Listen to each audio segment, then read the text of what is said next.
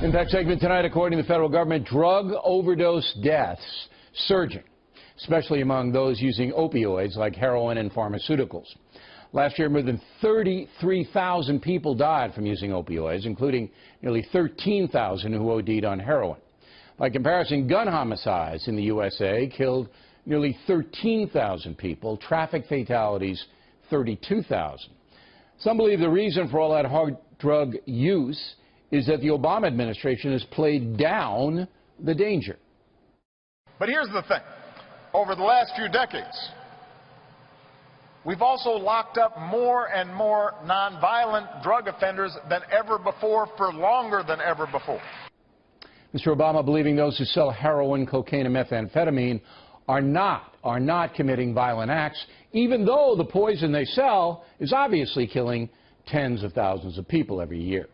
That message from the president has gotten through, and many in this country, it's not a big deal anymore to become involved with hard drugs. Also, as you know, there is a move to legalize marijuana all over the nation. Over the weekend, I saw an anti-cigarette smoking commercial that was devastating, showing the horrors of what tobacco can do to the human body. Very effective ad. But where is the anti-marijuana ad? Where's the message that intoxicating yourself, even with a soft drug, it's not a great thing? Those ads don't exist because the media largely glorifies marijuana use. And if you think that hundreds of thousands of people have not graduated from pot to hard drugs, you're an idiot. They have. So what we have in America is a soft policy toward hard drug involvement. And that's why drug overdose deaths are surging. Or am I wrong? Joining us from Washington, Charles Krauthammer. And you say? Well, I think you're generally right. And although as much as I would like to lay every social ill in the country at the feet of Barack Obama, I'm not sure this is an act of commission on his part. It's more an act of omission. I think Obama simply reflects the zeitgeist, the general feeling over the last 10, 15, 20 years that drugs are a personal choice, that we should destigmatize it. I think he's right. You don't want to lock up marijuana users. But I'm not sure that we're doing that anyway. I think that's an excuse. We're not. I think the real issue is, you know, in the 1980s, we had a first lady who unashamedly, she was laughed at by the sophisticates in the media, but unashamedly, she had a campaign, Just Say No. In other words, it's very important to stigmatize certain things. And when you destigmatize certain things, you get more of it. For example, you know, when we were growing up in the 50s and 60s, single parenthood, illegitimacy was considered something that stigmatized you, and there was a social norm against it. You can do all you want with laws, but when social norms erode, then that's right. That's change. Exactly the way I feel about it. And you're referring to Nancy Reagan on the Just Say No thing. You didn't mention her name. But here's the deal. President Obama has made it a cause to go out and try to convince Americans that, number one, selling heroin's not a violent crime. That's insane to me, because I've seen what heroin does to people.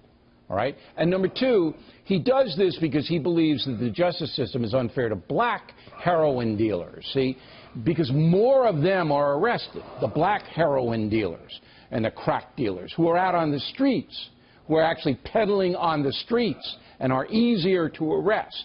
He sees this as a racial thing. So he's tied the racial thing into his permissive attitude about narcotics. And what do we have? An explosion of heroin use. Kids wanting to try it, thinking it's cool. And that comes from the top, the leadership of this country. So it is his fault. Well, look, you're not going to get me to go there because I think that's an exaggeration. Look, let me give you an example. The spread of the number of states where marijuana is now legal, that has nothing to do with Obama. You can say he should have been crusading or he should have been making a case against it. But the fact is, he had other priorities. He wasn't particularly interested in that issue one way or the other, and he reflects the left liberal view of allowing people to do their own thing. The problem is that when they do their own thing, they often end up dead, like with heroin. On the crack cocaine thing, I think the racial part was that crack tended to be more in the inner cities, and there was the idea that they were getting treated more harshly by the legal system than people using other forms of cocaine. Because crack was a violent industry. It was run by people who were destroying neighborhoods, whereas the powdered cocaine was up the noses of these Wall Street idiots. Exactly. Okay? So the public health crisis was in the crack precincts, as we saw here in New York City. But I'm surprised you're giving Obama a pass on this. The two big things that he did, blunders, was ignoring the rise of ISIS and enabling it by withdrawing our troops in Iraq. That was a blunder almost beyond compare. And his laissez-faire attitude about, hey, you know, hard drugs, you want to go deal them, go deal them. You know how many people, we gave you the stats on the dead people, 34,000. You know how many people are enslaved, have AIDS, are prostituting themselves, families ruined, and this guy doesn't care about it? He doesn't care about it? Give me a break, Charles. There's one other thing, one other factor that you may not want to recognize because it hasn't anything to do with Obama, and that is that in the late 1990s, doctors began prescribing legal opioids. I know. No, but this is not a trivial thing.